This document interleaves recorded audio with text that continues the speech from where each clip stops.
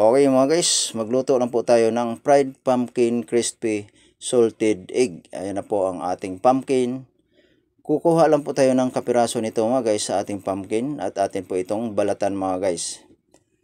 Tanggalin lang po natin ang balat nito, kailangan maayos ang ating pagkabalat at atin po itong tanggalin ang kanyang buto mga guys. I-slice lang po natin ito mga guys ng kapareho ng ating slice. Kailangan hindi siya manipis at tamang-tama lang po ang kanyang pagka-slice at hindi rin makapal mga guys para mabilis ito i-fry natin mga guys. Maglagay lang po tayo ng ready to use salted egg. Natimplahan na po natin ito mga guys.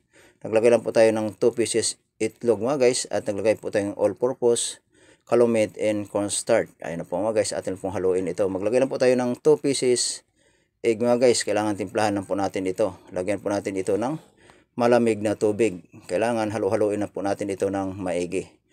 Kapag okay na po mga guys sa ating pagkalagay ng tubig, ilagay na po natin ang ating kalabasa. Kailangan haluin po natin ito. Kapit lang po ang harina na ating nilagay mga guys. I-fry na po natin ito sa malinis na mantika mga guys ang ating pumpkin. Ayun na po ang ating kalabasa mga guys.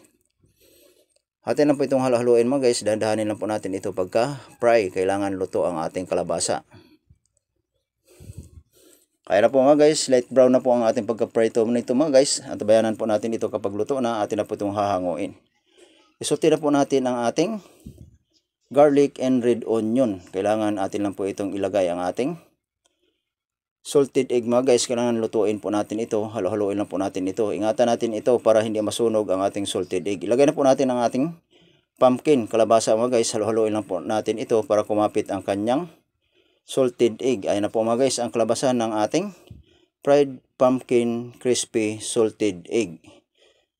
Okay mga guys, maglagay lang po tayo ng spring onion sa pinakataas. Itap lang po natin ito at lagyan po natin ito ng cilantro mga guys. Ready to serve na po sa ating customer mga guys.